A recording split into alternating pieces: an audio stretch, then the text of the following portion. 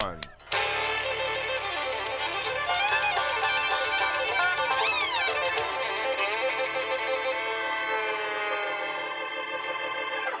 we're coming to your city. Gonna play our guitars and sing you a country song. We'll all be flying higher than a jetliner. And if you want a little bang in your yin yang, come along. And welcome along to Sports Beat. Thanks a lot for taking us along wherever you're going, whatever you may be doing. Thanks a lot for taking Indiana Sports Beat along for the ride. Jim Coyle with you as always. Justin Kalen high atop the crew chief's box. That's right. Our old buddy Jake Drescher's with us as well. Hope your day started off well. If not, we're going to get it headed in that direction. We got a great program for you. Chuck Crabb, the voice of the Hoosiers behind the microphone, will be with us today. He's also the voice of the Little 500 for like 40 years, I think.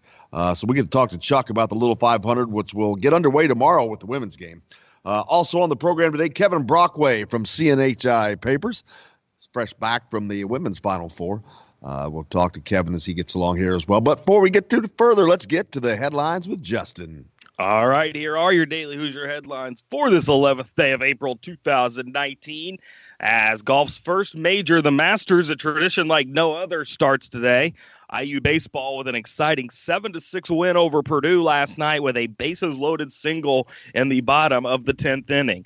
IU softball also hosted Purdue for a doubleheader yesterday as the team split a pair of one-run games. Those are a look at your Daily Hoosier headlines for this 11th day of April 2019. For more information, be sure to check out thedailyhoosier.com. And welcome back to the program. Look forward to talking to Chuck Crabb today about the Little 500, which gets underway tomorrow in Bloomington at Bill Armstrong Stadium with the women's race at 4 o'clock. But then you've got the spring football game, the Cream and Crimson game, at 7 o'clock at Memorial Stadium. But they've got stuff going on all day. They've got some kid-type clinics going on early on. So some things for the kids to come on out. There's no charge for the game, parking, or anything like that. So a great opportunity to come out and see some football.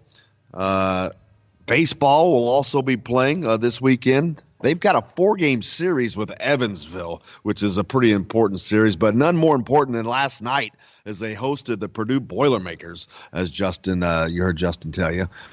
Man, this was a weird game. First of all, the only thing that would have made it any weirder is if Branch McCracken would have shown up. I was wondering if something like that might happen, but no such luck. But, man, you talk about a weird game. The first inning, Indiana's pitcher, he was a freshman. I don't want to call him out. So he's just a freshman. He's only making his second start. Tough spot, to be honest with you. Big Wednesday night, 7 o'clock game under the lights, national TV audience.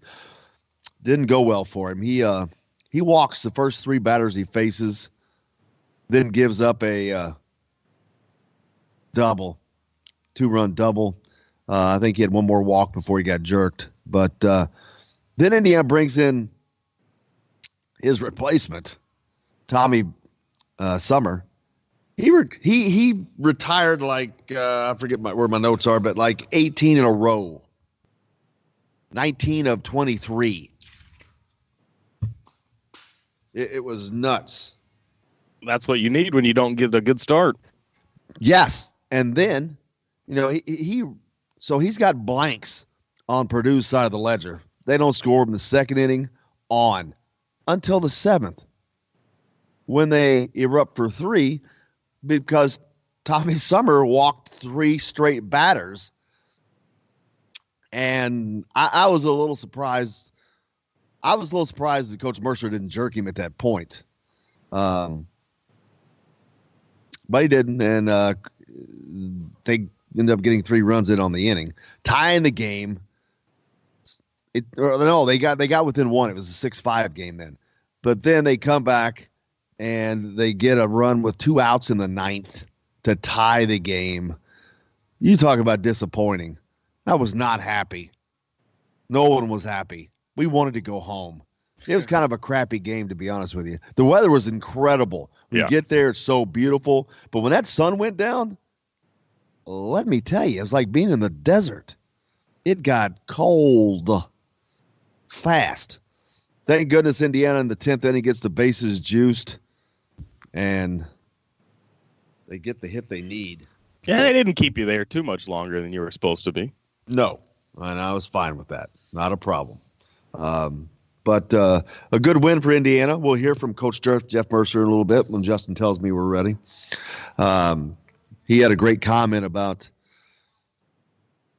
the Purdue-Indiana series itself. You know, he just relishes in this stuff. He's almost like half kid. You know, or half fan, I should say. Half fan. I mean, he's really into it. I mean, he's really into building the culture. You can tell by when you talk to him.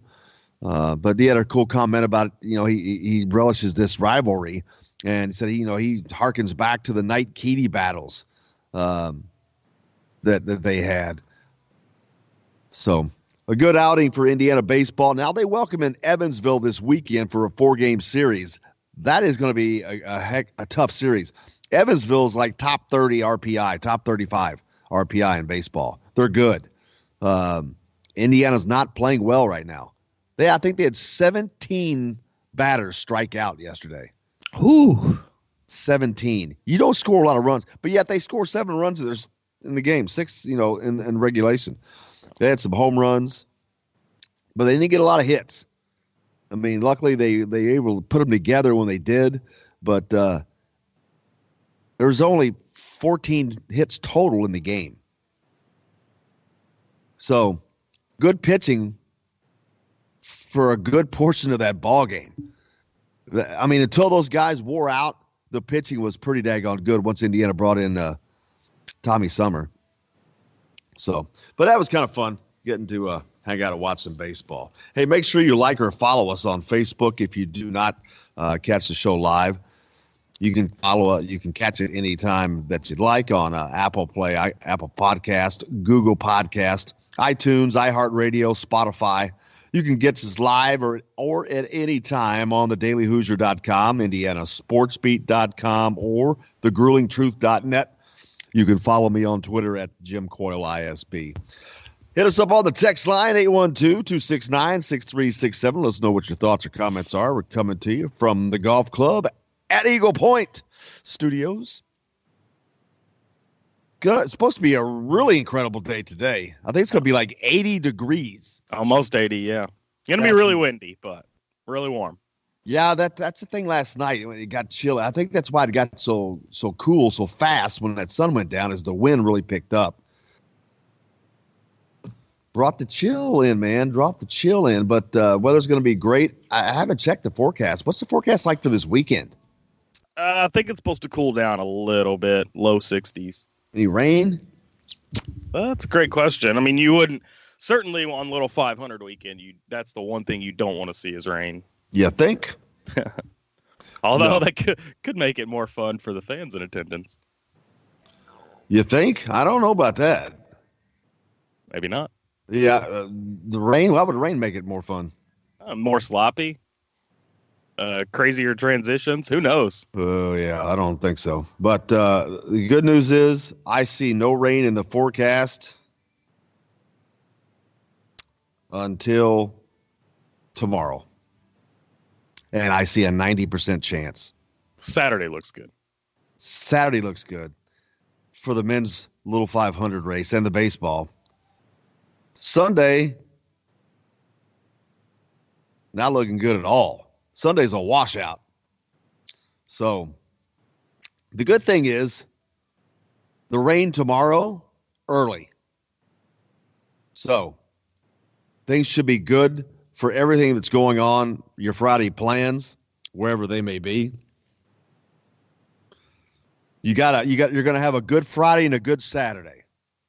And then when Sunday comes, don't even get out of bed.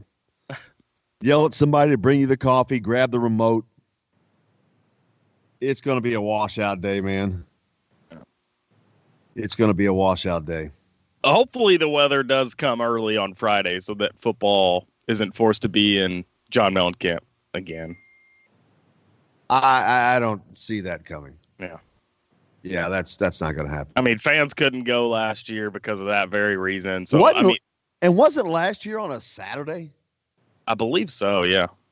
Yeah, it was like a Saturday early. Mhm. So this is a little different. So this is kind of cool. Also, last night the WNBA draft happened last night, man. And guess who was number 1? Jackie Young from Princeton, Indiana. Notre Dame, junior from Notre Dame, goes number 1 in the draft, right in front of Asia Durr from Louisville. So congratulations to Princeton's Jackie Young. She was Miss Basketball in Indiana with guess who? Tick-tock, tick-tock. Too late. I had no guess. You have no guess. You can't even throw a guess out. You know any Mr. Basketballs within the last 5 years? Was it Asia Durr? She's a female, and she's not from Indiana. Oh, I thought we were still talking about Jackie Young. No, I said who was Jackie Young Miss Basketball with? Who was the Mr. Basketball? I didn't know this before. I'll tell you that. I don't know either. It's Cody Zeller? Kyle Guy. Mm. Kyle Guy. There's a nice little 1-2 punch for you. That's the talent that comes out of the state of Indiana. That Indiana doesn't get. Certainly hasn't been, but changing. Well, they've got 2 consecutive Mr. Basketballs. Yeah, they got 2 consecutive Mr. Basketballs. That's true. Well, they will. I guess that hasn't been named yet, has it? Or has it? I don't think so. No. Yeah, I don't think. Trace Jackson Davis will probably win that. I'm thinking. I mean, there's no one else really that's going to knock him off that, is there? I can't imagine. I mean, there's a lot of good options in terms of Mr. Basketball, but yeah, I can't see it happening. If you're not aware, Keon Brooks is not eligible because he plays at an academy. An academy that's not accredited through the IHSAA. So he's not eligible for all state awards or things like that. Keon Brooks' team lost in the national championship, by the way. See that? They were playing. Who were they playing? I forget. IMG. Who has? And that where Harlan Beverly is? Or no, he's at Montverde. He's at I think Quinones is from IMG. Oh, Luis Quinones. Yeah. Grace. When was that game? Maybe 2 nights ago. Yeah, I thought I heard somebody talking about that. Yeah, well, he can move on now. His high school career has come to a close. But how about the Pacers last night? You talk about a wild game there. They took on the Atlanta Hawks. 135-134. Edmund Summer hit 3 free throws with 0.3 seconds left to lift Indiana to a 1-point win over Atlanta. Summer finished with 22 points, joining TJ Leaf, who had 28, Tyreek Evans with 27 at the top of the scoreboard. I mean, it's hard to draw up a better regular season finale for the Pacers than that, man. I've got to tell you, I guess I shouldn't be, because I forget who I was talking to a while back, and I asked him about the continued play of the Pacers. They said they weren't really that surprised because they're professionals. Yeah, I get that, but I mean, you lost the best player on your team, man. And they almost got better. It's weird how that happens sometimes. Yeah. The pace of that game was lightning fast. I know. You know what the score was after the third quarter? What's that? 109-103. Wow. That's a final in most games. Huh. There are games that don't even get close to that. That was just crazy. Laser, it's like video game. So no overtime. No overtime. That's crazy. Hey, we've got a lot coming up on the program today. We've got some Little 500 to talk about. We'll talk more about the WNBA draft, India baseball. We're going to talk with Chuck Crabb, the voice behind the microphone for Indiana, and Kevin Brockway, the IU beat writer for CNHI. All that, plenty more coming back. And coming up next, who we got? Ken Bykoff. Kenny Bykoff. All right, stay tuned. Indiana Sports Beat back with more from the Golf Club at Eagle Point Studios.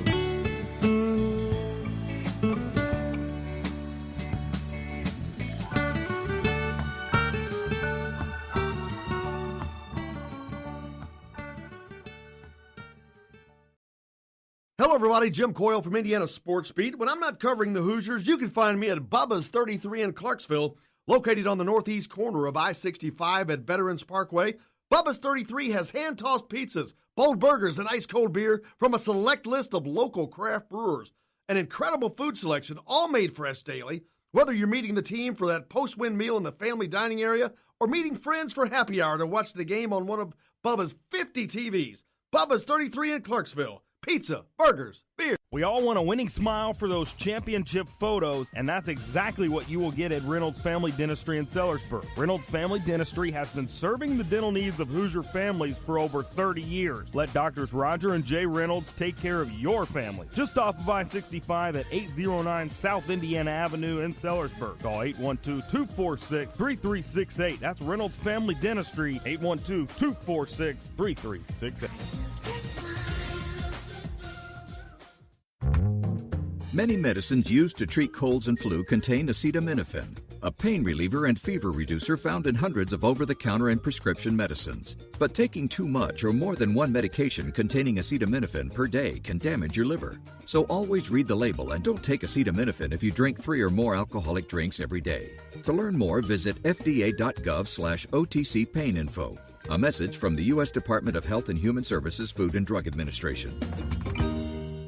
This is Jim Coyle with Indiana Sports Beat. And I'm Justin Kalen with Indiana Sports Beat. Justin, what's your favorite show? It's got to be Indiana Sports Beat, but I'm not ever sure where to find it. Well, you can always like and follow us on Facebook. Always follow the show rebroadcast on iTunes, Google Play, iHeartRadio, Spotify. TheDailyHoosier.com is a great place to sign up for each and every day, or, of course, on 97.7 The Ref in Evansville. For the best recycling and waste removal service, turn to the area's leader, Sweetland Waste Removal and Recycling, a homegrown company serving southern Indiana since 1995. Sweetland Waste Removal and Recycling serves Floyd, Clark, Harrison, and Washington counties. For excellent service and peace of mind, call Sweetland Waste Removal and Recycling today at 812-944-5642. That's 812-944-5642. Keep life sweet with Sweetland Waste Removal and Recycling.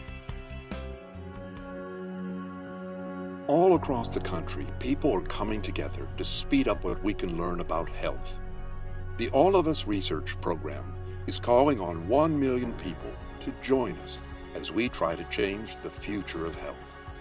For your family, for future generations, for all of us.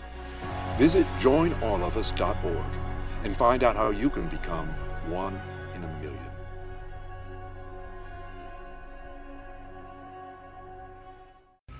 All right, crew, let's get her dug. Honey, you want to give me a hand? I'm planting that tree, remember? No matter how large or small your digging project may be, no matter how urban or rural, you must always call 811 before any digging project. 811 is our national one-call number, alerting your local utility companies to come out and mark any lines they have near your dig site. You must call 811 at least 2 to 3 business days before any digging project, so you can avoid hitting our essential buried utilities. This includes natural gas and petroleum pipelines, electric, communication cables, and water and sewer lines. So before you do this or this, make sure you do this. For digging projects big or small, make the call to 811. Brought to you by Common Ground Alliance. Hand-tossed pizzas, bold burgers, and ice-cold beer. Pizza, burgers, beer. Bubba's 33 in Clarksville. Bow wow wow, yippee yo, yippee yay, bow wow, yippee yo, yippee yay. Untied dog. Welcome back to Indiana Sports Beat here on this Hump Day edition on a Wednesday. Hope you're doing fine and day's off to a good start. We're joined now by our good friend Ken Bykoff from Peaks.com. Kenny, how are you, sir? Good. A burger and a beer sounds really good right now from that last commercial. That sounds great. I'm telling you, I can sure take one myself. Well, that does sound good. You're right, man. I mean, I know that it's 7 in the morning, but it's 5 o'clock somewhere. Hey, man, I'm with you. I love a burger in the morning and a beer, especially you throw an egg on top of it. You're ready to roll. That is perfect. Hey, Ken wrote a great piece last week on talking about Indiana basketball in the last 25 years, and I promise you, if Ken writes something, the research has been done. He has turned over every rock, and that was a great piece, Ken. And I don't know that it could have been stated any better in any manner than that you did in that thing. Well, I appreciate the kind words. I know it was something that I've worked on for a long time, and it basically arose in January of me thinking about just where Indiana stood. I know that where everybody, IU fans and me as an IU alum for a long time, I thought, okay, this Indiana belongs at this level. These are their peers, but it's one thing to have the perception of what your peers are. Then there's the reality of what the numbers tell you. And the numbers basically told me as I went through all the major conferences, looked at 102 schools and their win-loss records over the past 25 years. And I broke it down, win-loss records, winning percentage, conference championships, conference tournament championships, NCAA tournament appearances, Sweet 16s, Elite Eight, Final Four, championships, average wins per season, all the way through for 25 years, just to see where Indiana ranked in that level. And I picked 25 years because it's a generation. It is allows the ebbs and flows of programs to go through some rough stuff and come back and have some good seasons and have some mediocre seasons. And what I found was, the Kansas, Kentucky, North Carolina group that Indiana fans like to say that they belong to was really more like the Dayton, West Virginia, Iowa State group is where Indiana has ranked over the past 25 years. And in terms of the Big Ten, they're basically overall wins and winning percentage, they're right in 8th or 9th. So basically you're looking at Indiana with the 5 banners, with all the tradition, with all the history. The numbers over the past 25 years say that they're more of a middle-of-the-pack Big Ten program, and that's what the past has told us. And then it's just kind of, say, hey, how can Indiana get back to where they once were? Because they have been over the past 25 years. Mike Davis went to a title game. Tom Crean's team went to number 1, went to a number of Sweet 16. So getting back to that level on a consistent basis isn't out of the realm of possibility. It's just something that hasn't happened, and it's to the point to where over the past 25 years, Indiana's average wins per year have been 19.5, which means a 20-win season, which many people see as a bare minimum, has been an above-average season for the Hoosiers in the past 25 years. Yeah, there's no doubt while I still consider them definitely a blue blood program, they have not lived up to that standard for some time. I mean, they bumped into it, but they haven't lived in that neighborhood like they did on a regular basis over the course of, say, the Bob Knight generation and before that with Branch McCracken and all that. So, being that it is Indiana and they have that pedigree and they have the resources, and by the resources, I mean the great players that come from this state. I definitely think they can get back there, but it's been of having the right person at the helm to do that. And there's certainly been some things that people consider missteps. The Kelvin Sampson one jumps out immediately in line, but there's other things. I mean, people argue that Mike Davis that started it or this and that, and it's not one thing. It's just it seemed like it was a cadre of just one thing after another that just kind of led Indiana to be here where they are today. Well, and the thing that people don't want to consider is that really, for lack of a better word, the rot in the program started in the last years of the Bob Knight era. Absolutely. And those last 7 years of his time were far below the standard that he had set during the first couple of decades of his time at IU, to the point that in 3 out of his last 4 years at IU, Indiana had a record that was either at 500 in the Big Ten or within 2 games of 500 at the Big Ten. And it was just a step below where that standard had been. So already the program had started to slip by the time he was fired, and that situation was handled terribly by the administration and by Bob Knight. And then, you had the Mike Davis stuff and the Calvin Sampson. So, I mean, it really has been a snowball, but there's no question that the first snowflake started turning into a ball when Bob Knight, during the back half of the 1990s, is when it really started to slip a little bit. And people like to try to forget that. But, they were at least still getting to the tournament. They were usually winning 20 games, but that standard that had been set over the previous 20 years had unquestionably started to slip. Yeah, a great stat that I like to throw out that goes right with what you're saying is if you look, you'll see that Mike Davis won more NCAA tournament games in his run to the championship game than Bob Knight did in his last 7 seasons in Bloomington. And that says a lot right there.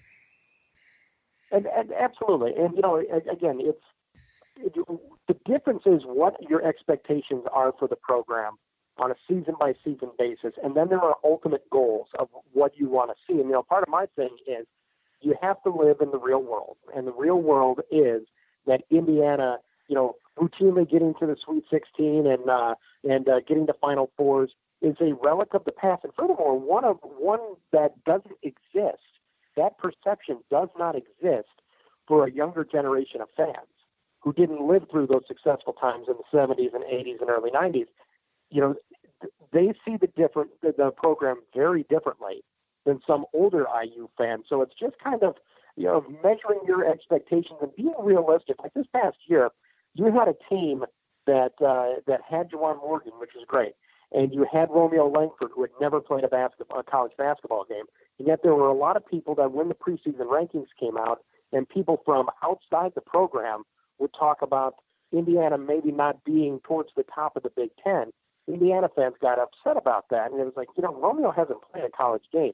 He has a ton of potential, but let's see what he can do. You have some other freshmen that have to make that adjustment, and then you get off to that 12-2 start, and then when things start to slip, they slipped way more than I think anybody certainly expected them to. But by that same token, to look at that roster coming into this year and say, we might be a contender for the Big Ten, I thought was a stretch at the time. And so it's just basically players do not get better because it says Indiana on their chest. You have to look at their talent level, what their experience level is, everything that goes along with it. And I think Indiana fans struggle with that just a little bit. Yeah, Indiana's certainly in a trying time in their sports history. What do you make of the roster situation they're going to have to deal with in basketball next year, having to replace 9 guys? Yeah, I mean, it's a lot. There's no question it's a lot. But it's the kind of thing that if you rebuild it smartly, if you do it the right way, I think that you can go forward and set a good foundation for the future. It gives you flexibility that certainly Archie Miller hasn't had to this point in his time at IU. It allows you to really rebuild things. Now, how you go about that, you want to make sure that you balance the program, balance the classes, so that you bring in some not junior college, but some graduate transfers, just to make sure that you don't have too many people in one single class, so that it doesn't become just a series of rebuilds every couple of years. And that's something that Tom Crean really struggled with. And you want Archie Miller to go ahead and just find that balance in classes. And it seems to be that his vision of what he wants to do going forward is maybe clearer than it has been, under the previous coaching staff. So there's no question that it's going to be a different looking team than Indiana was this year. But for as disjointed as the Hoosiers were so many times this year, I really think that, it's the situation where you might not take that much of a step back, if at all, as long as you're bringing in guys who are going to be playing the way you want them to. Yeah, and is this a step that Archie really needs? I mean, it would have been nice if this probably happened 2 years ago when he could really get a roster overhaul, the more players that he prefers, the style that he prefers. Is this coming a year late or 2 years late as far as really giving this program a bump to jump? Yeah, but it was also, there were some limitations considering some of the APR issues that previous coaching staff had left him to where Indiana would have floated possibly into some postseason penalties, which it's not that they got to the NCAA tournament anyway, but they didn't know that at the time. So now you're able to go ahead and make that roster change and bring in your right kind of guys. And plus, you have to consider that when you look at the way Tom Crean's teams played, where it was a matter of quantity over quality when it came to possessions, Archie Miller is the exact opposite. A transition doesn't always go smoothly, and when you bring in guys who are bringing guys at the top who are completely changing styles, you have to get players to buy into it. And some guys bought into it, other guys haven't. Have had a tough time shaking some of their old habits, and that's really shown. So yeah, there's no question that bringing in some new guys that are the kind of players that you want to play, that you look at their basketball IQ and say that these are the guys that I want. I think that's a situation where you do have an opportunity to kind of set that foundation and get a team in there that looks much closer to the one that you want going forward. Yeah, I kind of look at the women's team this year and last year. Last year they had their not that men's team had their greatest player ever, but the women had their greatest player in the program's history, Tyra Buss. They had Amanda Cahill, another great player. They lose both of them. This year, they get better. Now, they had a lot of pieces that weren't available to them last year, but they were able to add those pieces and have a more successful season, which was a little surprising to me. I didn't expect that. And I'm looking at the men's team thinking this could happen to them, because if they can get Joey Brunk in and they even get a good shooter, they've got some really good pieces coming back. And I think that they could, and with the availability of these numbers, Archie could plug something in. They could take a good step next year. Yeah, there's no question. And, it is just a matter of getting guys to buy in to what you're doing and to have everybody rolling in the same direction. And I think that's something that is extremely important, because even when Indiana was playing well, when they were sitting at 12-2, too many times we watched the games and you thought to yourself, this isn't a good team on the court. These are 5 individual pieces for together, which you want to at times together and play well. Think about that other game as a version of Louisville, but it is an opportunity maybe from an overall talent level with Romeo Langford heading to the it might take a step down. But sometimes just 5 guys working together over a sheer amount of talent. I don't think Romeo was a big problem here. Don't get me wrong, but it's just one of those things where a fist works better than 5 fingers sometimes. Absolutely. We're talking to our good friend Ken Bykoff from Bigs.com.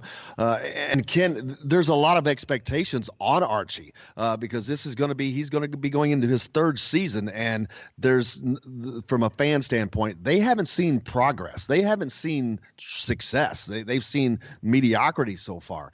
The pressure is going to start adding onto his shoulders, I would imagine. And especially now you add the fact that he's got Bob Knight potentially over his shoulder here now, as Bob Knight made an appearance in Bloomington over the weekend. We didn't talk about that. But the pressure is going to start to ramp up a little bit, I would think.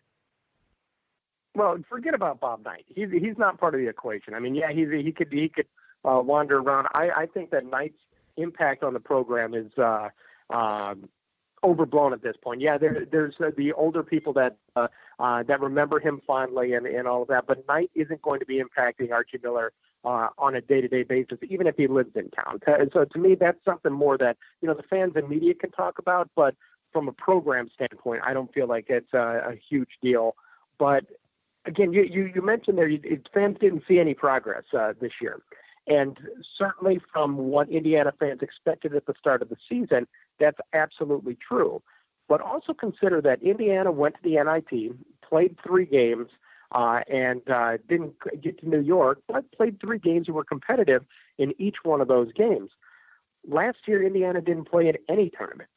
And certainly that's not a huge amount of progress. That's not something that Indiana's standards over the years says play some games in the NIT and we're all going to be excited. So don't get me wrong on that.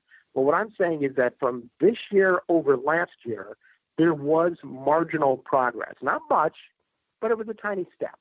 And considering where this team was at that Minnesota game in Minnesota back in January, early February, and how bad they looked there, the effort that they made to sweep Michigan State, to win some games, against a team like Arkansas, elite that the players even seemed when they were picked for they didn't care about. I think it says something about just some of the progress says. It's not a lot. Don't get me wrong. I don't think anybody's throwing a party about this. But the fact that you did nothing less, you went to the NIP and won a couple of tournament kids this year, it's hard to knew the progress anybody wanted. Absolutely, because there's things that they just don't. A lot of things go on that they don't understand that people don't know, and the information's not there. That they don't understand why things happen the way they do. But I did bring up. And you know the NCAA tournament. There's no question. There's pressure with that. Look, you know this is a team where the seniors on this year, upcoming year team, they're going to try to be avoiding being the first team to go. And I go 4 years without getting to an NCAA tournament. I think since to McFadden, certainly, and since the 1960s, I want to say. But so I mean, yeah, there's pressure. There's absolutely pressure, especially in Indiana. You want to see progress from the program over the couple of years, and so yeah, it's going to be a big season. No, but again, it is interesting to see this roster being rebuilt on fly in year 3. It's thing you would expect a couple of years, but circumstances didn't really on it. We got a minute left. I brought up last night. What do you make of him showing up at the Indiana campus unannounced over the weekend? Good for him. I'm glad that he did it, and I wish him best of luck in just what he's doing. I do think that it is a situation where people spend so much time. It spent a ton to the program, and was great for the program. And over the past 20 years, he has not been great for the program. So you want him to, those two sides to thaw a little bit. Indiana has repeatedly reached out to him. His players have repeatedly reached out to him, and he hadn't previously responded well. The fact that he was at an IU game is a step in the right direction, and you hope that that something will happen from there. But if it doesn't, well, I don't think that, again, from a day-to-day program standpoint, it doesn't really impact anything. But it sure would be nice to see those two sides come together at least once. Absolutely. Ken Bykoff from Peaks.com. I can't thank you enough, man. I love having you on. You are a wealth of information and knowledge. Well, happy to do it anytime. Hey, how's the book coming, by the way? I'll be coming the fall of 2019, so all of you, and looking forward to it. It's called Lose Your Innings, about the start of my athletics. It'll be a lot of fun stories. I can't wait, man. Appreciate it very much. Ken Bykoff from Peaks.com. Thank you, sir. Have a great day. Take care. Hello, everybody. I'm Boyle from Indiana Sports Beat. When I'm not covering the Hoosiers, you can find me at Bubba's 33 in Clarksville, located on the northeast corner of I-65 at Veterans Parkway. Bubba's 33 has hand-tossed pizzas, bold burgers, and ice-cold beer from a select list of local craft brewers. An incredible food selection, all made fresh daily. Whether you're meeting the team for that post-win meal in the family dining area or meeting friends for happy hour to watch the game on one of Bubba's 50 TVs. Bubba's 33 in Clarksville. Pizza, burgers, beer. We all want a winning smile for those championship photos, and that's exactly what you will get at Reynolds Family Dentistry in Sellersburg. Reynolds Family Dentistry has been serving the dental needs of Hoosier families for over 30 years. Let Doctors Roger and Jay Reynolds take care of your family. Just off of I-65 at 809 South Indiana Avenue in Sellersburg. Call 812-246-3368. That's Reynolds Family Dentistry, 812-246-3368.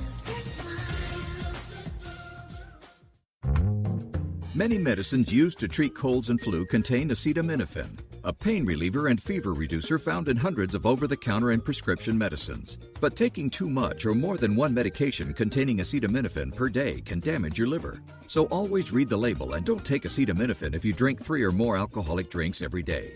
To learn more, visit fda.gov/OTC pain info.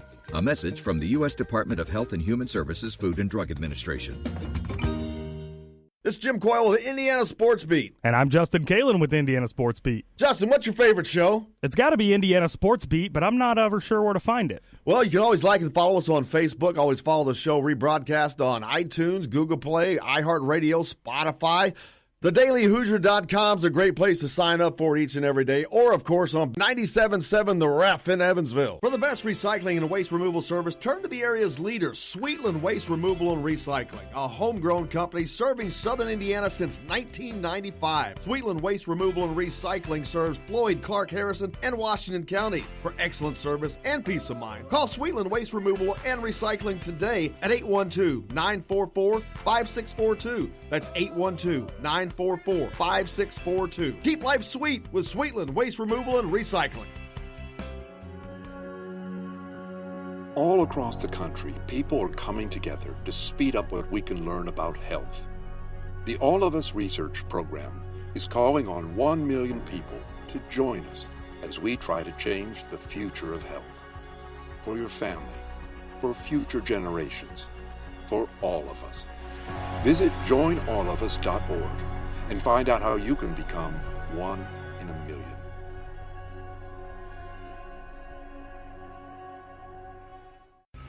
All right, crew, let's get her dug.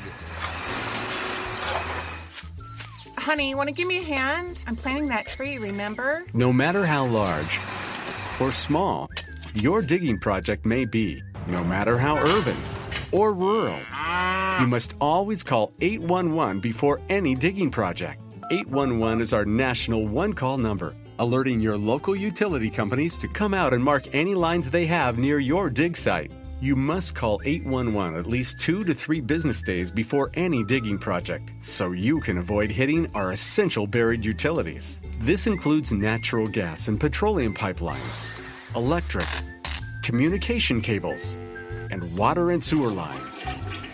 So before you do this or this, make sure you do this. For digging projects big or small, make the call to 811. Brought to you by Common Ground Alliance. On and on, I got nothing to hide.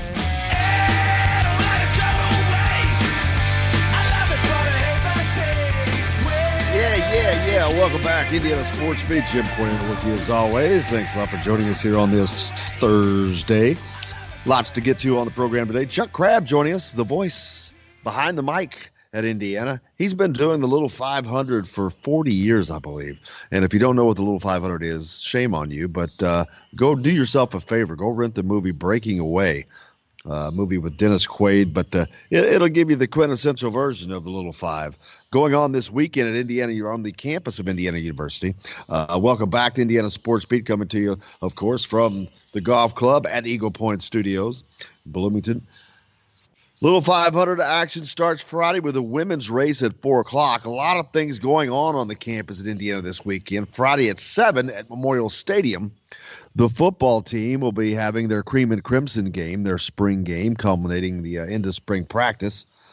That's going on Friday night at 7. Before that, though, they're going to have some clinics for the kids. So if you have kids and want to take them out there you go. You can get out on the field and put them through some clinical work with the staff and the players, I believe. The baseball program's got a 4-game series with Evansville this weekend, including a doubleheader on Saturday. So you got that action with Evansville, top 30 RPI team in baseball, as well as and in baseball, Indiana last night taking on the Purdue Boilermakers, beating them 7-6 in 10 innings with a walk-off single. So good night for Indiana. It was not a good game, I'll be honest with you, but it was a weird game, but could have been worse. Could have been not sitting at a ball game eating popcorn. So That's strange to hear, because typically a 7-6 ball game would be one that you would think would be a pretty good game. Yeah, I guess.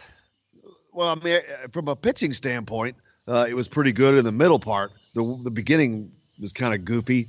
Purdue scores 2 runs because Indiana couldn't get the ball over the plate to start with. But Indiana comes right back with 3 runs in the bottom of the first. Then both teams get shut down. Purdue really got shut down as Tommy Summer came in and retired like 18 straight, 19 of 23 or something. But then he wore down, and they got to him in the 7th for 3 after Indiana had already tacked 3 more on. They tied it in the 9th. But, like I said, could have been worse. I was at a ballgame eating popcorn, so what am I complaining about? That's it right. was a little late, I'll tell you that. It was a 7 o'clock start, and that game did not get over until 10:30 or later or 11. It was a late night. What time do they typically start on the Wednesday games? Earlier than that? Yeah. About 3 or so? Well, because these are students. Yeah. I mean, the only reason it was a late game, I think, is because it was on BTN. Damn TV. I'm telling you. Hey, make sure you like or follow us on Facebook. You can find the show rebroadcast as a podcast on Apple Podcasts, Google Podcasts, iHeartRadio, iTunes, Spotify. Always on the dailyhoosier.com, indianasportsbeat.com, or thegruelingtruth.net. And you can find me on Twitter at Jim Coyle ISB. Hey, hit us up on the text line like Joker did, 812-269-6367.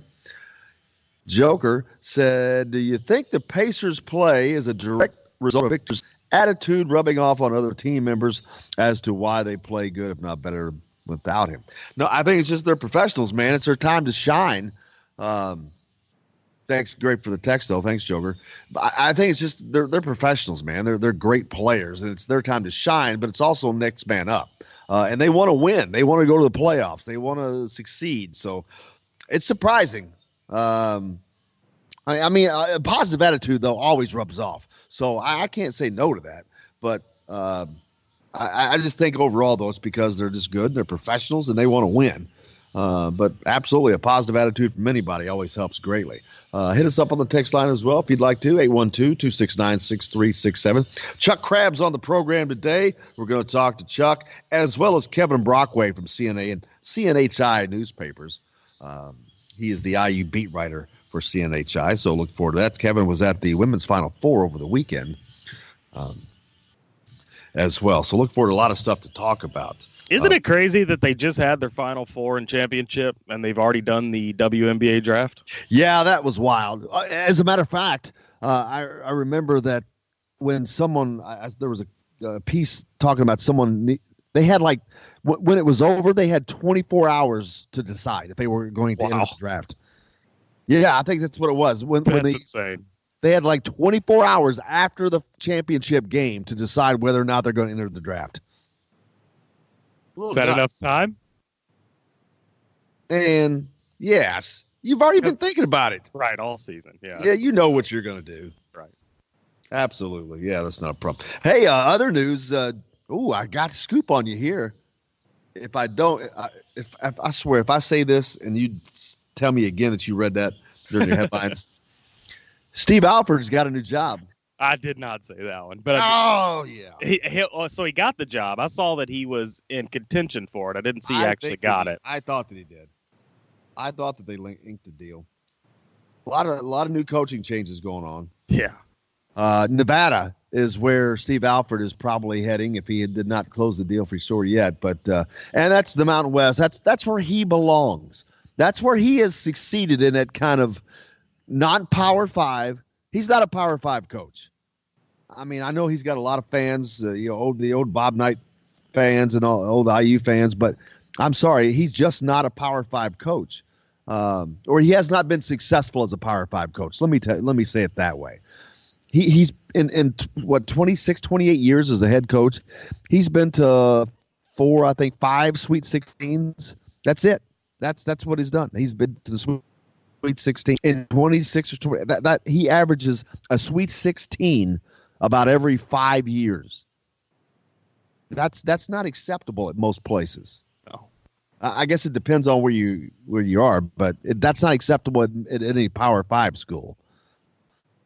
That's not going to work in Indiana, but it'll work in Nevada. But Nevada's in a good program. I mean, that's where Eric Musselman was, right? Correct. Yep. And he ended up at what, Arkansas? I think so. Musical chairs, man. It's been pretty tricky to keep up with the coaching changes around college basketball this offseason. Well, Mick Cronin goes from Cincinnati to UCLA. Yeah. After UCLA bungled that deal. I mean, they tried to get Calipari and was throwing money around. Then Rick Barnes from Tennessee used it. They both used it to get. Did you notice that both of them used that to get nice big salary contract bumps? Sure. Calipari gets his lifelong deal, and Rick Barnes probably got the deal that's going to send him to retirement. He's about to be 65 if he's not already. Yeah, and expect that Steve Alford news to go final today. They're still in contract negotiations as of now, but many expect that it's going to happen. Yes, I'm sure that it will. It's probably a good hire for him. Like I said, I think that's a place where he belongs. That's a level where he belongs. He has succeeded there. The only Power 5 team, and they're not. I don't really consider them a Power 5 team, but when he was in New Mexico, he had a good run out there. But again, that's a lower pressure area, and I think that's a good spot for him. They're also a lower level D1 school, for what it matters. Yeah, I mean, it's just he seems to succeed in those areas, and that's fine. So you got that going for you, which is nice. Another big headline that you missed. Oh, man, I got you twice today. Tag on. No, well, in all fairness, if the Steve Alford news isn't final yet, it's not considered a headline. Just saying. It's a headline. He's the leading candidate for the job. It's a headline. What's the second one? Hit me. The University of Louisville received notice from the NCAA that they are being investigated for infractions, which was a formality. We all knew that was coming. The infractions for committing infractions while already on probation. I don't think that's going to work out too well for him, but we'll see. No.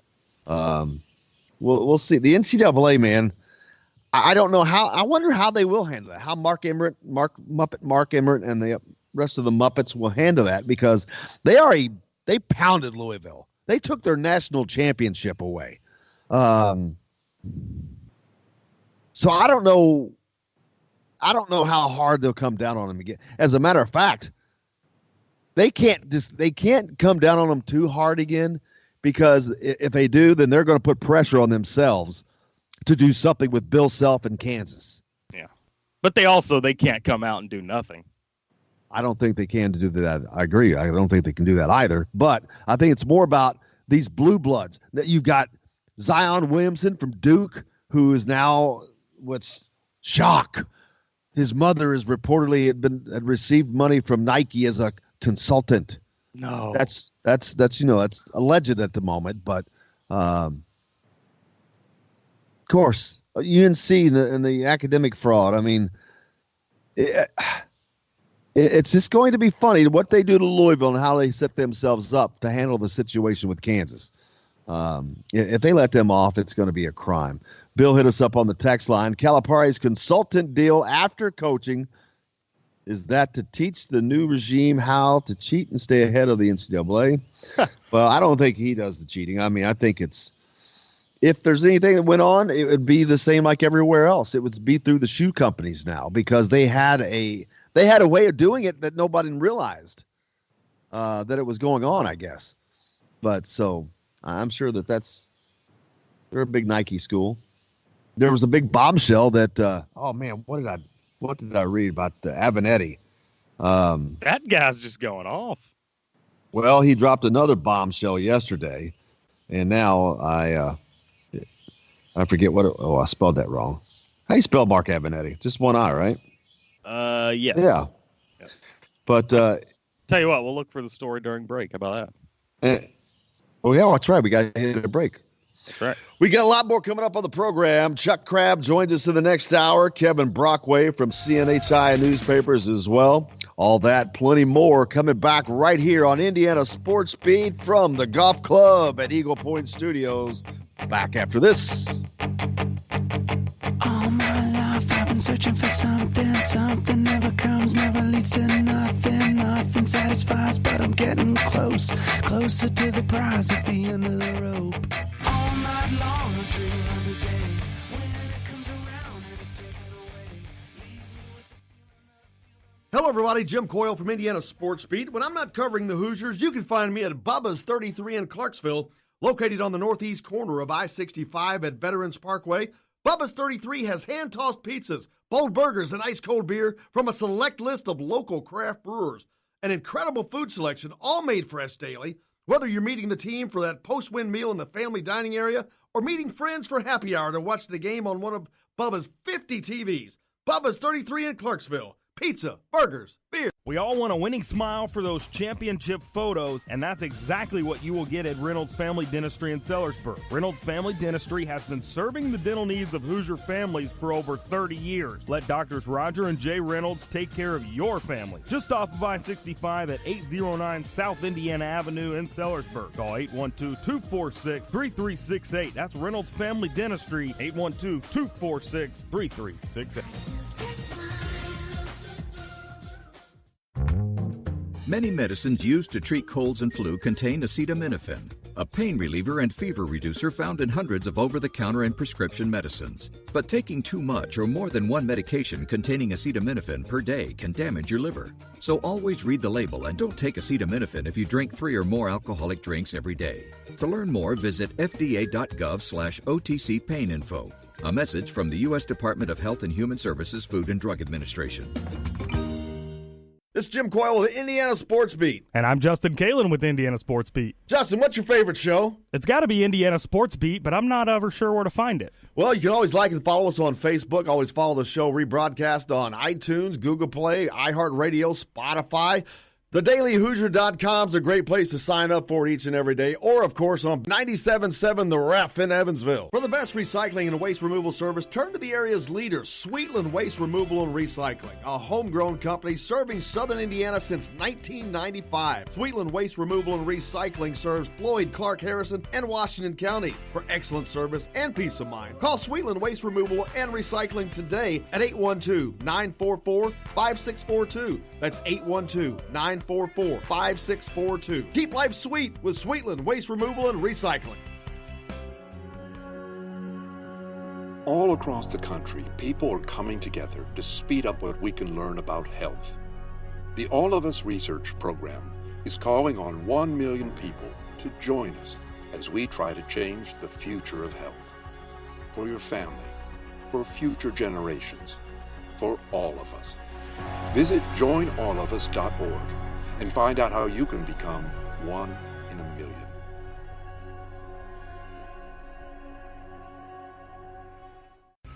All right, crew, let's get her dug.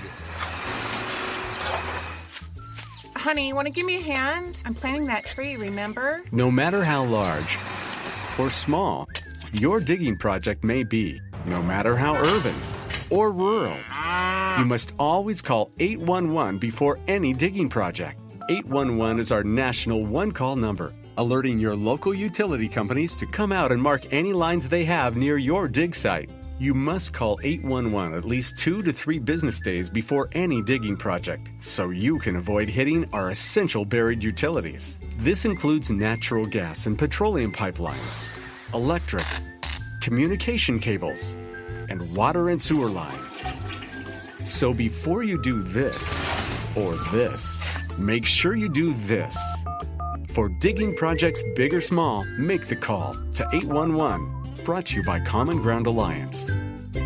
This hour is brought to you by Sweetland Waste and Removal Service, a homegrown company serving southern Indiana since 1995.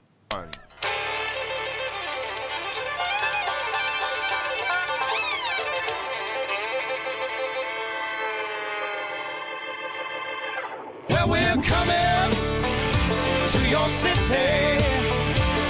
Gonna play our guitars and sing you a country song. We'll all be flying higher than a jetliner. And if you want a little bang in your yin yang, come along.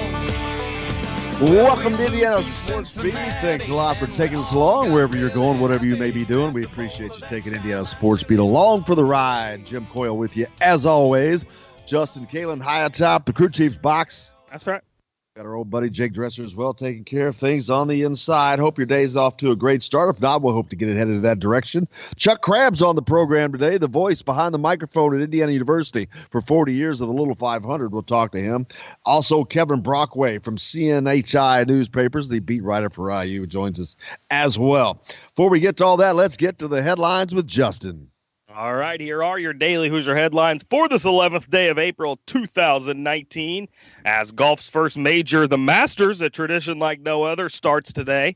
IU baseball with an exciting 7-6 win over Purdue last night with a bases-loaded single in the bottom of the 10th inning. IU softball also hosted Purdue for a doubleheader yesterday as the team split a pair of one-run games. Those are a look at your Daily Hoosier headlines on this 11th day of April 2019. For more information, be sure to check out thedailyhoosier.com. Welcome back to Indiana Sports Beat, coming to you from the golf club at Eagle Point Studios, Bloomington. Hey, if you're looking for a place to go play golf, Eagle Point, Bloomington. Played there yesterday. They had the par 3. They had a par 3 tournament yesterday that mimicked exactly the Masters. That's awesome. It was. Every hole's the same distance. They did the same distance per hole. That's cool. So, yeah, it was fun. And then it gets better. Then you take your score. They draw you a pro, and they take your score and the pro score. Nice. Just fun. It's just like if I shot a 5 under, and say I was paired with I don't know, Jordan Spieth, and he was like 10 over, then we'd be 5 over. Damn Jordan. I know it. Killing us. Hey, hit us up on the text line, 812-269-6367. Quotes, comments, anything you're thinking of. Questions for our guest on the program today. Make sure you like or follow us on Facebook. You can find the show rebroadcast on Apple Play, Google Play, iHeartRadio, Spotify, any place you find a podcast. Also on the dailyhoosier.com, indianasportsbeat.com, or the gruelingtruth.net. You can find me on Twitter at Jim Coyle ISB. Thanks a lot for Sweetland Waste Removal and Recycling, a homegrown company serving Southern Indiana since 1995. Give John Sweetland a call, 812-944-5642. Take care of those that take care of you. We appreciate our sponsors and help us bring you the coverage that we are able to do so. Also, our good friends at Reynolds Family Dentistry in Sellersburg, serving Hoosier families for over 30 years. Let Doctors Jay and Roger Reynolds take care of your family like they take care of ours. And Justin, as soon as he gets his appointment, we're going to drag him in there soon. That's right. Lots going on this weekend. Yesterday, Indiana baseball, Justin mentioned a big win over Purdue in 10 innings, 7-6 with a walk-off single, a bases-loaded walk-off single. Wasn't a great game. It was a great game pitching, but that was about it. It was too late for me.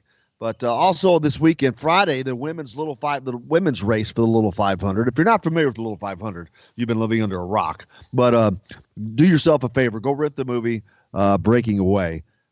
Great movie. It'll explain things to you. But the women's race, 4 o'clock on Friday afternoon at Armstrong Stadium. Then at 7, the men's football cream and crimson game is at 7 o'clock. They've got stuff going on before that. If you've got kids, you can bring them up for the clinics that they'll have going on. So a ton going on. Then you got Saturday. Indiana's got a 4-game series with Evansville this weekend. The Purple Aces are one of the top 30 RPI teams in the country.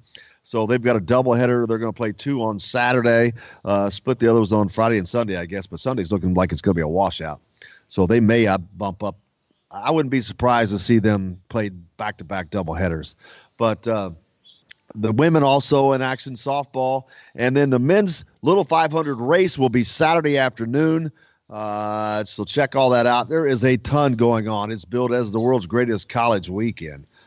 So tons of things going on. Look forward to talking to Chuck Crabb about it as well. The pageantry, it is a cool event, man. It truly is. If you haven't been to it, you owe yourself a favor to do so if you can. The WNBA draft last night. Big news. Jackie Young from Princeton, Indiana goes number 1. The junior from Notre Dame is the number 1 pick in the WNBA draft, followed by Asia Durr from the University of Louisville. So congratulations to Jackie Young on that, as well as Asia Durr too. So all kinds of a lot of stuff going on, man. And it's worth noting that Little 5 weekend is the best weekend in college before all this was going on. The fact that you have baseball on campus, softball on campus, you've got all this stuff going on around campus makes it even better. Oh, absolutely. Spring football game. No doubt about that. A lot of moves going on in the world of college basketball coaching ranks. The latest, it looks like Steve Alford has found a landing spot. He'll be staying out west, it appears. Taking over, Eric Musselman just took the job at Arkansas. He moved on from Nevada. Looks like Steve Alford's going to fill that spot for him. They should be wrapping things up with an agreement today. So expect Steve Alford to stay out west. I think that's a great landing spot for him. He seems to have more success at places that are just, I'd say, a bit off the radar, not in the Power 5 type of situations. But I think it's a good spot for him. But Bill hit us up on the text line, as should you, at 812-269-6367. He said, you shooting 5 under, that has to be the best laugh of 2019. Yeah, I don't even know if it's even funny enough to be a laugh. But you ain't lying, son. I 5 over would almost give me a laugh. I've Hey, seen you now. golf. I've seen you golf. Well, you're not wrong there either. Man, usually I'll come back at you, but no, you're right. I got nothing. You're right. You're right. Looking forward to talking to Kevin Brockway. Kevin is the new IU beat writer for CNHI Papers, of course. CNHI all over the state. Papers like New Albany, Jeffersonville, and Kokomo, places like that. Formerly spot held by our good friend, dear departed Terry Hutchins. Miss him dearly, man. I think about him a lot. He's a funny dude, but we look forward to talking to Kevin and having Kevin along. He formerly was a beat writer for University of Florida. He covered the Gators for like 15 years. He was there for their run of the national titles under some coach they had. I forget his name, but the one that was in Bloomington. Yeah, no, his wife was in Bloomington looking for a home. I think she was here last week. Him and her and Coach Bob Knight's wife were all out looking for homes. So you got all that going on. Louisville notified by the NCAA that they are being investigated for infractions. Of course, that is just a formality. We all knew that was coming for them. They are one of 3 that have received notices now. I think Kansas is one of those. I forget the other. But, of course, they were on the big thing about that's going to kill the University of Louisville is they were on probation when this stuff happened for committing major infractions. So it's going to I don't know, that's going to work out too well for them. But that process has at least started for them now. So It'll be interesting to see how that plays out. Oh, yeah. The Masters gets underway today, as Justin said earlier. Yesterday was the par 3 tournament. I should have looked up to see who I should have saw who won that. I like to see him, but maybe it's the guy that I end up getting drawn. That would have been cool. Got to play in a par 3 tournament that mimicked the Masters yesterday. It was pretty cool here at the golf club at Eagle Points in Bloomington. That was kind of fun. Maybe I should go out and mimic the Masters today. There you go. You know, just shoot par or just shoot 1 under. Just act like I'm a pro. Doubt it. Yeah, I can shoot 1 under. If I birdie the first hole, I'm walking off. You've got a guy named Wallace. Let me try to find his first name. He ended up winning. I would just do a walk-off. Oh, Wallace. Wallace. I can't. Why does it not say his first name? Doesn't say his first name anywhere. But so he's not going to win the Matt Wallace. There you go. So he's not going to win the Masters because no winner of the par 3 has ever went on to win the Masters. What? Ever. Oh my goodness. That's weird. That's weird. Now I know it's a completely different sport, so to speak, but NASCAR comes to mind because what happened in NASCAR a lot of times is they get to a certain track and a driver will get hot, and they have multiple races over a weekend in NASCAR. They have the Truck Series, the Infinity Series, which is just under the Cup Series for NASCAR, but then you have the Cup Series. So 3 races in a row, but a lot of times a driver will get hot. They'll run in all 3 races like a Kurt Busch and win all 3. They get along well with that track. So I'm a little surprised that one person in the history of that thing has not gotten hot and been able to win both. But that just shows you how incredibly tough the Masters is. Now, it is 2 different courses, so that's something there too. But I feel like I need to throw a disclaimer out there. They've never won the par 3 contest and the Masters in the same year. Because there have been guys win. Well, that's both, what I meant. No. That's what I'm Okay. talking about. Okay. Yeah, no, Just I don't wanted to care make about it clear. Yeah, I don't care if it's separated. That doesn't matter.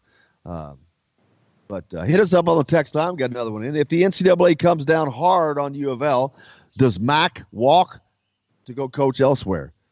No, I don't think they're going to come down hard. They've already dropped the hammer on them. They took their national championship away,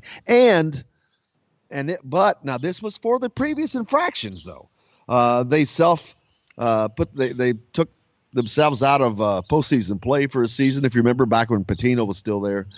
But that was for those infractions. This is a completely new set of infractions. So No, I don't see him leaving under any circumstance, but it's going to be interesting to see how that does play out. But we'll certainly find out. But we got a lot coming up on the program today. Like I said, Kevin Brockway from CNHI joins us later. But next, we've got Chuck Crabb. Stay tuned. We're back with more here at the Golf Club at Eagle Point Studios. Back after this. Trouble behind, and you know that notion just crossed my mind.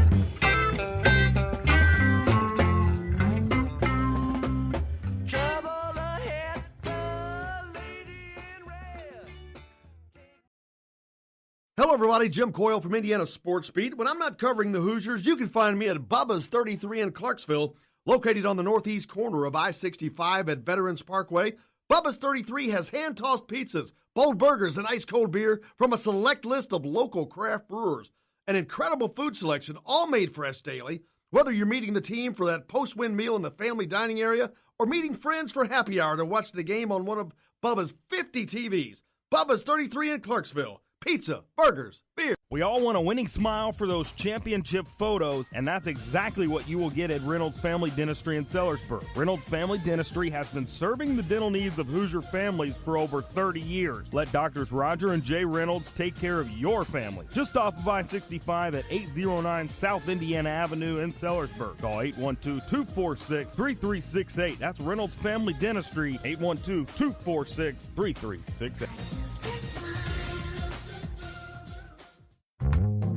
Many medicines used to treat colds and flu contain acetaminophen, a pain reliever and fever reducer found in hundreds of over-the-counter and prescription medicines. But taking too much or more than one medication containing acetaminophen per day can damage your liver. So always read the label and don't take acetaminophen if you drink 3 or more alcoholic drinks every day. To learn more, visit fda.gov/OTC pain info. A message from the U.S. Department of Health and Human Services Food and Drug Administration. This is Jim Coyle with Indiana Sports Beat. And I'm Justin Kalen with Indiana Sports Beat. Justin, what's your favorite show? It's got to be Indiana Sports Beat, but I'm not ever sure where to find it. Well, you can always like and follow us on Facebook. Always follow the show rebroadcast on iTunes, Google Play, iHeartRadio, Spotify. TheDailyHoosier.com is a great place to sign up for each and every day, or, of course, on 97.7 The Ref in Evansville. For the best recycling and waste removal service, turn to the area's leader, Sweetland Waste Removal and Recycling, a homegrown company serving southern Indiana since 1995. Sweetland Waste Removal and Recycling serves Floyd, Clark, Harrison, and Washington counties. For excellent service and peace of mind, call Sweetland Waste Removal and Recycling today at 812-944-5642. That's 812-944-5642. Keep life sweet with Sweetland Waste Removal and Recycling. All across the country, people are coming together to speed up what we can learn about health. The All of Us Research Program is calling on 1 million people to join us as we try to change the future of health. For your family, for future generations, for all of us. Visit joinallofus.org and find out how you can become 1 in a million.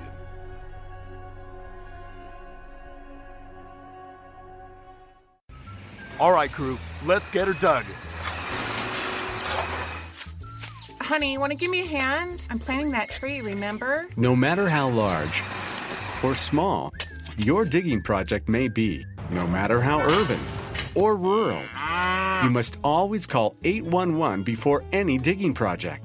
811 is our national one-call number, alerting your local utility companies to come out and mark any lines they have near your dig site. You must call 811 at least 2 to 3 business days before any digging project, so you can avoid hitting our essential buried utilities. This includes natural gas and petroleum pipelines, electric, communication cables, and water and sewer lines. So before you do this or this, make sure you do this. For digging projects big or small, make the call to 811. Brought to you by Common Ground Alliance. Today's guest is brought to you by Reynolds Family Dentistry of Sellersburg. You need $1 million smile for those championship photos, and that's exactly what you'll get with Reynolds Family Dentistry. Those kids out here, they're never going to get old. They're out of shape because new ones come along every year. They're going to keep calling us cutters.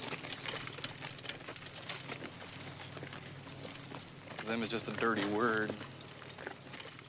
To me, it's just something else I never got a chance to be.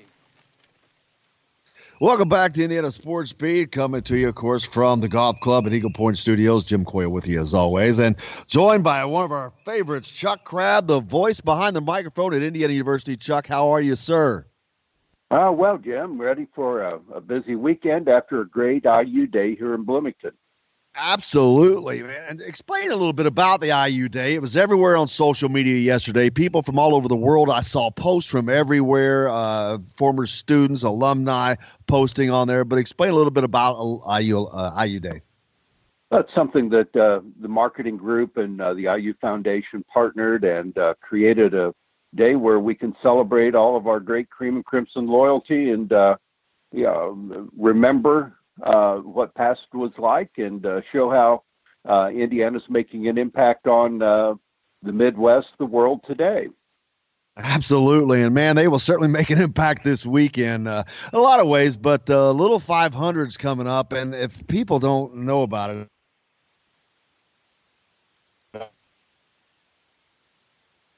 well, it was greatest college weekend. And I certainly remember it as being that way when I was in school. Yeah, well, and it still is, Jim. You know, it was an event that was created by the late Howdy Wilcox as a way to involve students and help them gain a love of their alma mater so that once they graduated, they'd be able to continue that support. And so the bike race was an extension of what Howdy had seen. And I mean, his family, longtime relationship with Indianapolis Motor Speedway. His father, Howard Wilcox Sr., had been a part of it. And so they created the bike race, a relay setting of X number of laps around the old cinder track at the original Memorial Stadium, 200 laps. So many things that mirrored the Indianapolis Motor Speedway. And it's now, this will be the 69th year for the men and the 32nd year for the women. Yeah, it's an incredible thing to see, a spectacle. If you haven't seen the race, it's wild. It's four-man teams, 33 four-man teams, and they have to exchange alive during the race. And it's an endurance race. It's a race of speed and strength, and it's gritty. But if nothing can get you in the mood better than watching a great movie called Breaking Away. And Chuck, I remember watching that when I was young. It's still a great movie today. I love watching that. And now you had just started about then, is that right?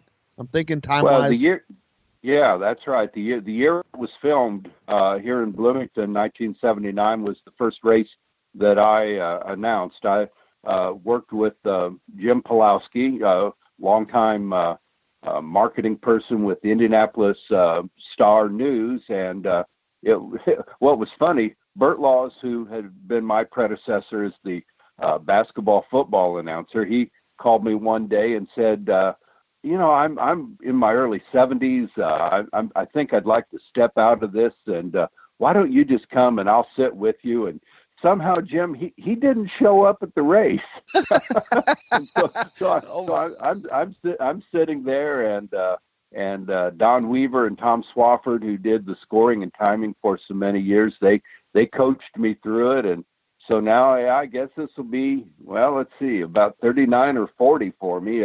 We celebrate the 40th anniversary of the filming of Breaking Away, and it debuted in 1980 when we moved into Armstrong Stadium. So, it's been a wonderful time out on North Fee Lane. And, you talked about the endurance and the strength, but the strategies that get involved in this race, it's an unbelievable chess game, a mastery that a team like the Cutters, an independent team of all things, they've mastered it superbly. And now, 13 big titles, I want to say, somewhere along in there. It's been a tremendous run for whatever combination makes up a team called the Cutters. And not getting deeply into them, because I'm not following from a team standpoint either, but a lot of teams come from fraternities, or if it's girls' race sororities, but organizations like that on campus. But there are independents, like you mentioned, as well. How difficult, why is it more difficult for, say, like independent, like the Cutters, than for a team from the Greek system at IU campus? Well, it's the largest intramural bike race in the country. And when you have an organized housing unit, 125 men living together, or the 100 women in a sorority, a lot of the bonding, the camaraderie, the alumni support, there's a little bit different funding mechanism there. It's not a case of just going out and riding 20 miles, 30 miles in the hills of southern Indiana to get ready for the bike race. There's a whole regimen of training that gets established. There's been a lot of counseling with dietitians and nutritionists. I guess you would say a lot of times where the money is, there's a tremendous support value, but I can't quite explain for you the fact, other than the great heritage that's happened with the Cutters, that 4 guys who got together, they've got a great strategy and they get after it. They train, they practice. Some teams stay here in Bloomington during spring break. Others, even at Christmas time, may end up in Florida, Arizona, out in the mountains. They'll apply a high altitude training, just like distance runners getting ready for the Olympics will try and do anymore. Absolutely. If you go back, fans will go back and watch the movie Breaking Away, they get a sense of that the team that would win that in the race was a local team. It was just an awesome. Dennis Quaid was in that movie. It's a great movie. It shows a lot of scenes around Bloomington. Very cool. And especially when you see the scenes from the football stadium, Memorial Stadium, it's so wild seeing that back then with both ends open and seeing all those pictures, man. And then you run all those facilities. Something.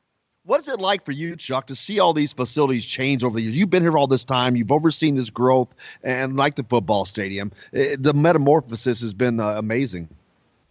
Well, it has been, Jim. We were so full of pride back in 1971 where Assembly Hall opened.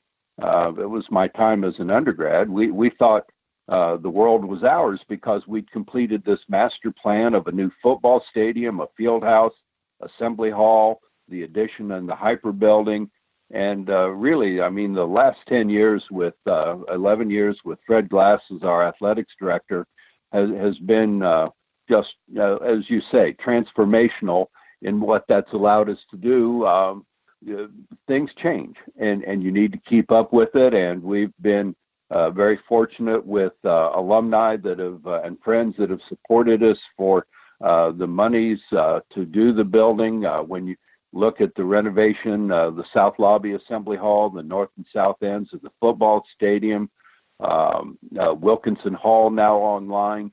The trustees last week unanimously approved a renovation of Armstrong Stadium, allowing us to consolidate men's and women's soccer for their offices and practice area, all in that venue. The new renovation, well, I should say more the total reconstruction of the IU Championship golf course that, boy, when people see it, Jim, they're just going to be amazed by that golf course. There'll be 8 tee boxes on the 18 holes.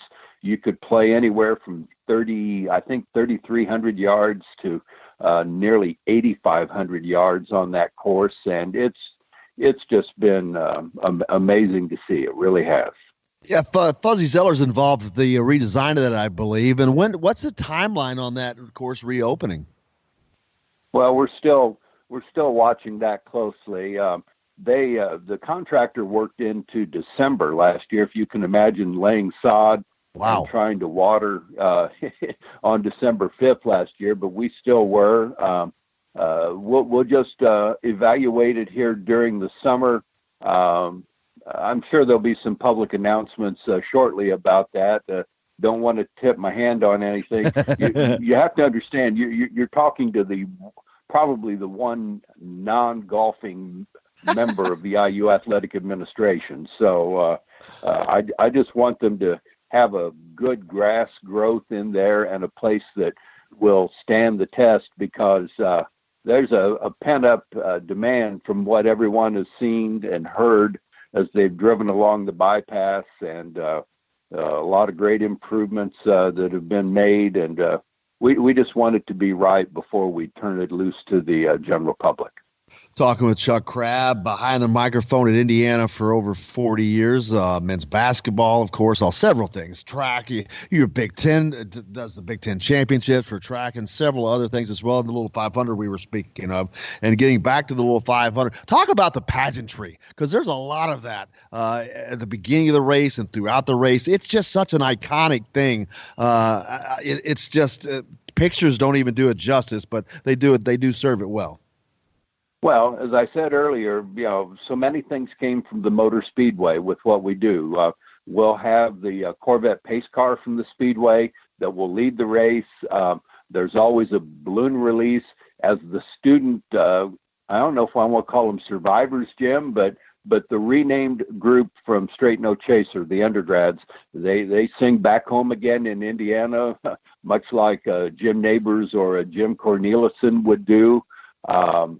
There's just a flyover. We've had flyovers. We have parachutists that come out and bring the checkered flag, the state of Indiana, and the national flag into the stadium. We have the parade lap, the pace lap, and then the green flag drop and the flying start. The 11 rows of 33, or as I guess it will be this year, 10 rows of 3 and 1 row of 2. In both the men and the women, but it's just so outstanding. The checkered flags are everywhere. A lot of cream and crimson. I'm sure I'm going to see a bunch of Crimson Guard T-shirts, and some corners I might think it's a basketball game with all that Crimson Guard garb that we'll be seeing Friday and Saturday. So the women's race at 4:00 on Friday, the men's race 2:00 on Saturday, and we hope the weather allows to get both races in at the scheduled times. And otherwise, Chuck just sits in an announcing booth working with good friend Chris Michaels from here in Bloomington, and we wait it out and bring the action and color and pageantry to the fans in the stadium when it all unfolds. And they bring in extra seating to Armstrong Stadium for this thing because it is big. And I'm trying to remember, but does it not attract like over 35,000 people? Well, we've been up there. I mean, Bill Armstrong Stadium, when it opened in 1980, we had the ability with temporary bleachers to surround the track, and 25 to 28,000 was very common during the early years that we were at Armstrong. Much like any other student event, Jim, and tradition, a lot of things change and adjust. Interest change. They'll have permanent and bleacher added seats for a little over 10,000, and it's a very lively and colorful crowd. I guarantee you that. The women's race, if nobody's ever seen it, let me say this: the women's race is it's 100 laps. That's a 1-hour event, and it's great racing. I almost like the women's race more because so many things have to happen during those 100 laps, 60-minute run that the men's race is a little over 2 hours. People anymore, Jim, they get a little impatient. If they stay for the entire men's race, it's great. But there's some lulls in the middle of it. I have to be honest about that. And the Student Foundation does a great job trying to entertain people during those moments, the lulls. There's music, there's different announcements, groups that are featured, just trying to, again, stimulate the great interest in our beloved alma mater here in Bloomington. Looking forward to it, Chuck. I can't wait looking for it. Then you got the football game after the women's race Friday night, too. So much going on this weekend. We give people a full package, the Cream and Crimson football game in Memorial Stadium at 7 p.m., softball's in town with 3 Big Ten games against Maryland Friday night, Saturday afternoon, Sunday afternoon. Baseball returns to Bart Kaufman on Saturday with a doubleheader against Evansville, and they hope to put a 9-inning single game in on Sunday, and men's tennis at home on Saturday and Sunday. So check IUHoosiers.com, or Jim, I know you'll be giving us good plugs through Friday on your show. So people come out and enjoy a great time in Monroe County. Absolutely looking forward to it. Chuck Crabb, I can never thank you enough. We greatly appreciate you having you on here. Our pleasure, Jim. We'll look forward to running into you here in the next couple of days. Thank you, sir. Chuck Crabb from Indiana University with us. As always, we appreciate him dearly. Coming up next with us here from CNHI Newspapers, Kevin Brockway, the IU beat writer. Stay tuned. Indiana Sports Beat back right after this.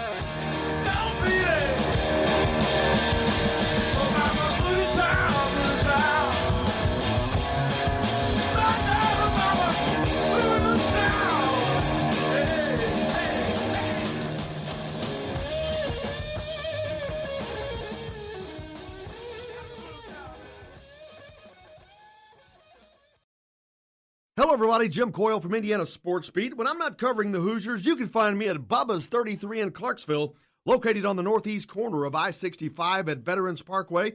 Bubba's 33 has hand-tossed pizzas, bold burgers, and ice-cold beer from a select list of local craft brewers. An incredible food selection, all made fresh daily.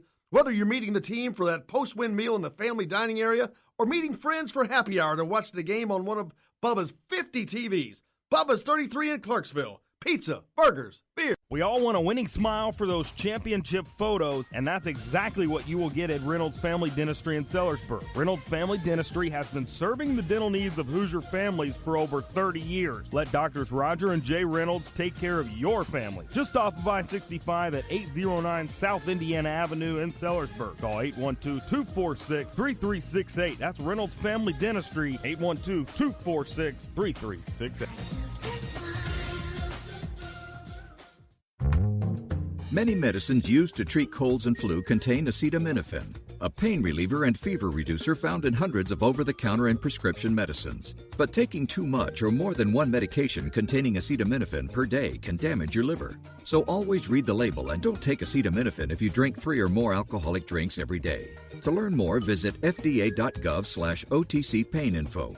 A message from the U.S. Department of Health and Human Services Food and Drug Administration. This is Jim Coyle with Indiana Sports Beat. And I'm Justin Kalen with Indiana Sports Beat. Justin, what's your favorite show? It's got to be Indiana Sports Beat, but I'm not ever sure where to find it. Well, you can always like and follow us on Facebook. Always follow the show rebroadcast on iTunes, Google Play, iHeartRadio, Spotify.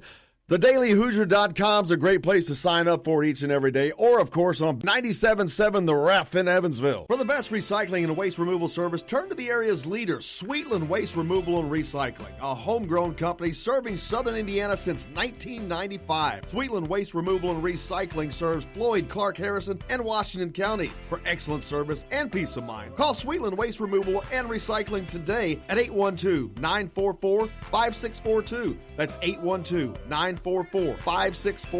Keep life sweet with Sweetland Waste Removal and Recycling. All across the country, people are coming together to speed up what we can learn about health. The All of Us Research Program is calling on 1 million people to join us as we try to change the future of health. For your family, for future generations, for all of us. Visit joinallofus.org and find out how you can become 1 in a million.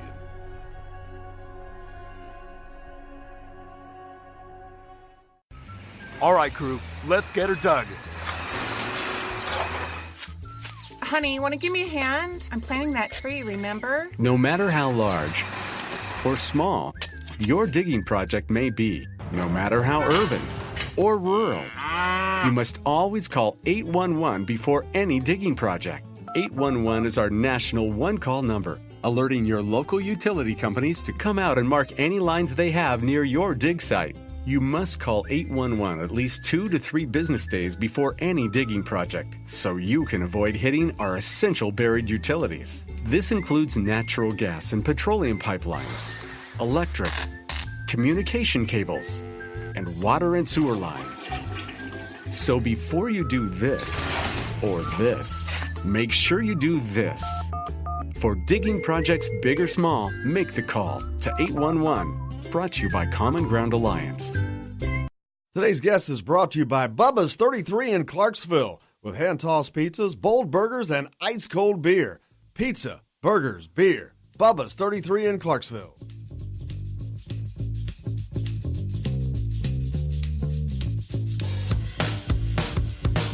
Welcome back to Get a Sports Beat here on this Thursday. Appreciate you taking us along for the ride. Joined now by Kevin Brockway, the new IU beat writer for CNHI Papers. Kevin, how are you, sir? Good morning. How are you doing? Yeah, hanging in there. Yeah, obviously a big win for IU last night against Purdue. A little walk-off action there. So that was pretty good for the people, the Hoosier fans out there, and good to see them doing pretty well in the Big Ten, right? 20-12, 7-2. Yeah, that game last night didn't count as a Big Ten game. It was not it's one of those weird deals, kind of like in the basketball, but when they only played once. They scheduled a second game, but it didn't count in the standings. Neither did this one. But, yeah, it was a good finish. But I guess if you like great pitching, it was good in the middle. But there was not a lot going on in the middle because the pitchers were dominant. But a win nonetheless, and that's the big thing. And it was a great night weather-wise when it started out. The crowd, it was full. The crowd was great. And then, man, that sun went down, and it started getting chilly. And then every couple innings, you could see a wave of people saying, all right, I've had enough. Well, I mean, the thing in college baseball is, as you know, with regards to pitching, I mean, so much of it has to do with command of the strike zone, and it's a hard game. But certainly, I think IU is probably right now in good position to at least make a regional. Whether they host, I think remains to be seen. But at 20-12, they're at least off to a pretty good start.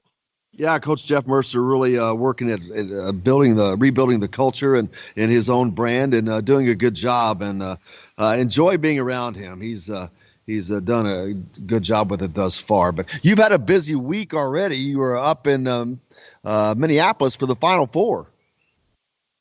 Yeah, no question. And now we've got spring football coming up. But it was, just kind of reflecting on it, and there were a lot of people that were wondering about, I think, the brand value of Virginia and Texas Tech and whether it was going to be a game. And the ratings were, although a little bit up compared to last year, some were talking about, well, the switch from TBS to CBS.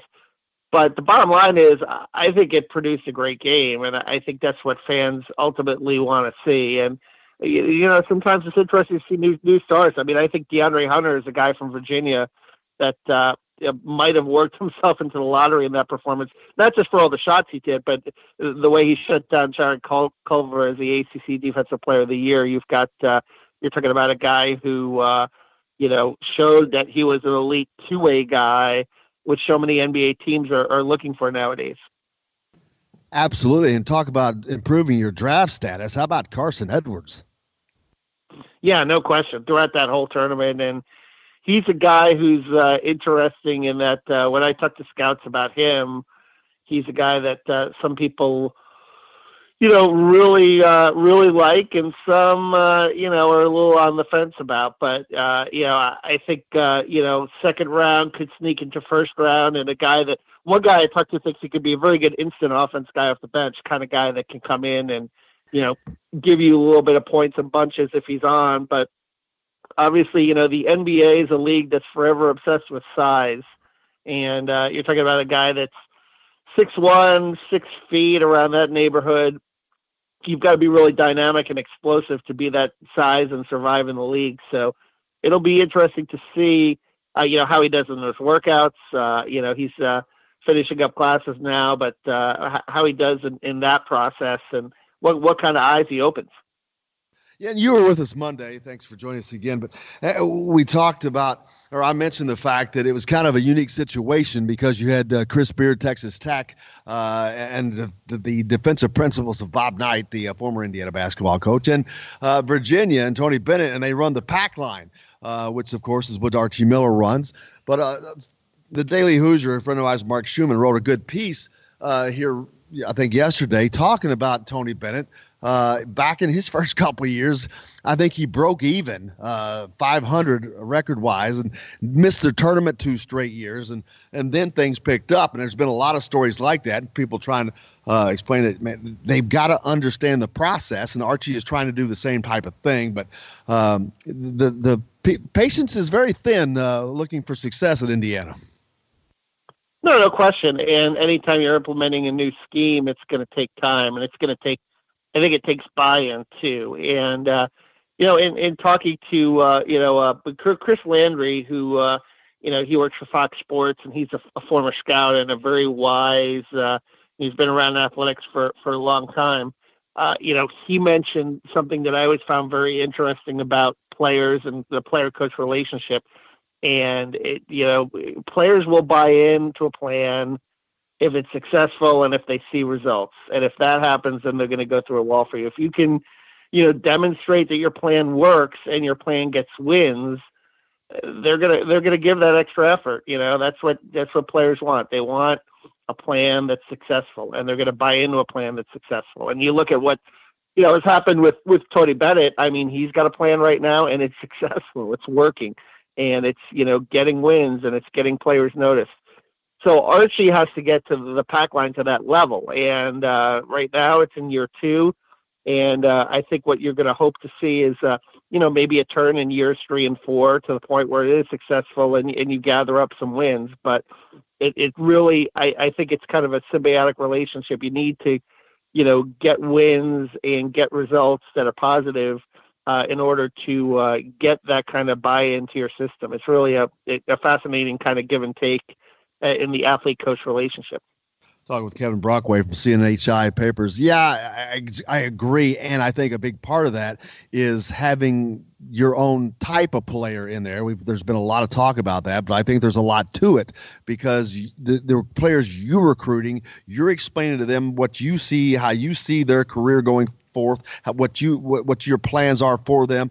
That's not the case when you inherit people and their vision was different. So it makes it difficult for a new coach to come in and implement a scheme with players that were recruited under a total different type of style. That buy-in part that you talked about, it's critical, but you just can't always get that in those first couple of years, which is why a lot of times you see the records like you do, because these guys, they play a different style. They were recruited to play a different style, and it's hard to marry certain things sometimes. And I think that the pack line defense is definitely one of those that is not for everybody.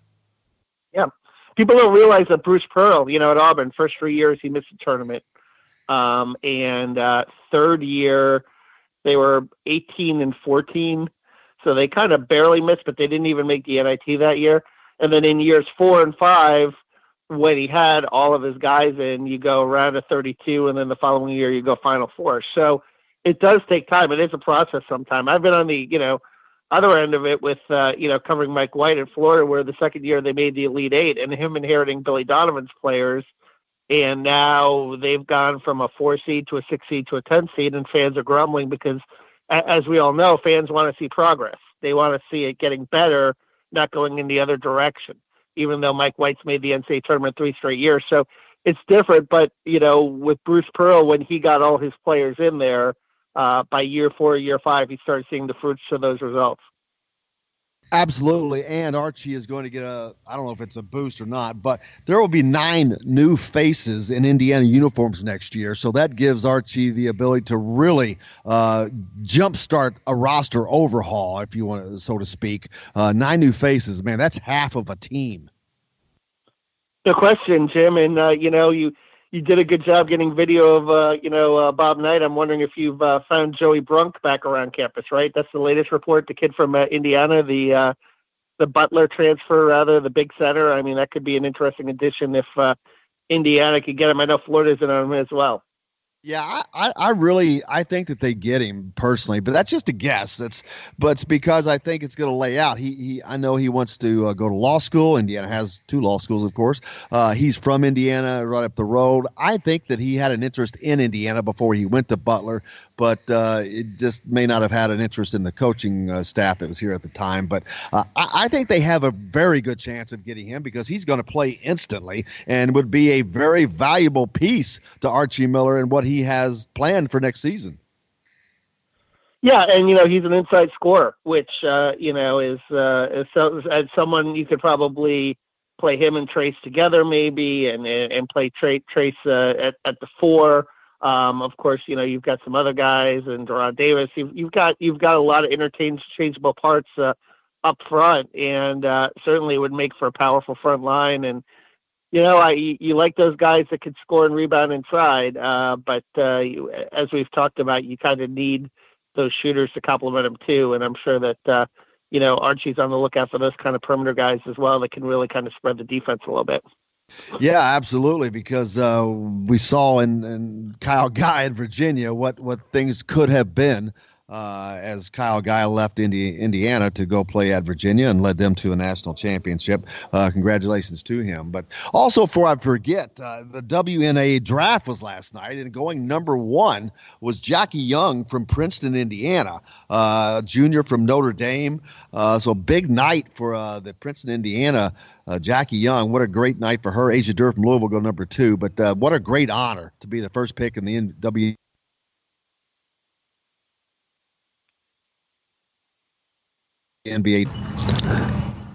Hello. Are you there? Yeah, we lost you a little bit. Yeah, I'm back now. Okay, sorry about that. No, what I was saying was last night the WNBA draft, and Jackie Young, a Princeton, Indiana high school grad and junior from Notre Dame, goes number 1. That's a great honor in any league, but what a great honor for Jackie Young from Princeton, Indiana. No question. And a little bit of heartbreak for Notre Dame in the title game, but they really have that program rolling, and it's great to see that the in-state kids being very successful there. Yeah, and ironically, she was Miss Basketball the same year as Kyle Guy was Mr. Basketball in Indiana. That tells you something. That tells you about the state and about the culture of the state. And I'm really looking forward to getting to some of the All-Star games soon and seeing some of the high school gyms. I hear all these great stories about Newcastle, and I don't know, as someone says, the Anderson gym still open. There's a lot of gyms throughout the state that obviously have a lot of great history and great tradition, and some of them, I guess, are cavernous, right? For high school gyms, 9,000 people seating capacity, right? Yeah, they just came out with some guys went around and really put the effort in and counted seats at these places. And so it was a shakeup because Indiana has long boasted 9 out of the 10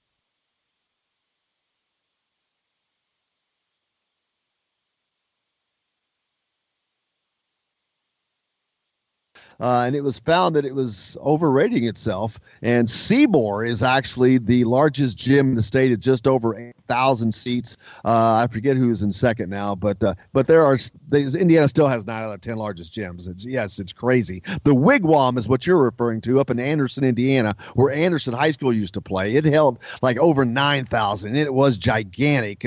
They do not play in there anymore. I don't know if they have converted that into something else yet, but it's a shame.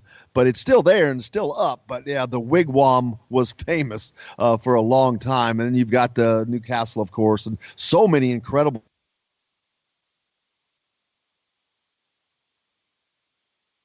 gyms.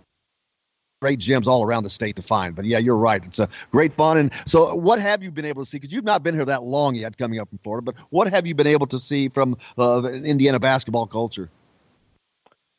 Yeah, obviously I went to the first game at Assembly Hall, and it's really been more, a matter of, unfortunately, of spring football at this point inside the Mellencamp Center. So I haven't had a chance to, really get around to any of the high school gyms yet, but I'm looking forward to that. And obviously we've got a little bit of spring football this weekend as well to, I guess, look forward to, right? And that'll be, I guess that'll be the interesting next story of the weekend, and the Little 500, which I hear a lot of great things about.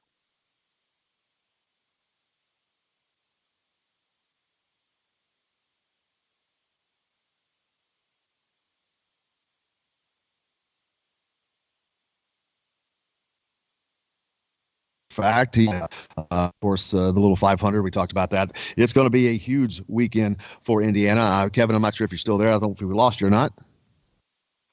No, I'm just back in the tail end, but we are drifting in and out, unfortunately. I think we're fading out a little bit there. We'll try to get him back, but we'll talk to him again soon. Kevin, thanks a lot for joining us. Kevin Brockway from CNHI Papers. We appreciate. He is the IU beat writer for CNHI. Look forward to talking to him throughout the year. Now he's going to join us each and every Thursday, and we look forward to that. And we appreciate that. Hey, make sure you like or follow us on Facebook. You can find the show rebroadcast each day on Apple Podcast, Google Podcast, iHeartRadio, Spotify, on the dailyhoosier.com, indianasportsbeat.com, or thegruelingtruth.net. Coming up on Friday, as always, our good buddy Todd Leary's with us, and he will be doing the same tomorrow. Drew Davis will join us as well. We'll see if we can catch up on some recruiting news for basketball. Not a lot has happened yet, but a lot of things are ending, and that stuff should be probably taking shape pretty quickly here. There's a lot of people trying to find new homes, not just coaches, but players in the transfer portal as well. So lots going on. And as I've said earlier, a ton going on at Indiana this weekend. My goodness, you could just make an entire weekend of it, and it would be almost impossible to hit it all. But Friday is the big day. Starts out with a women's race of the Little 500 at Armstrong Stadium at 4 o'clock.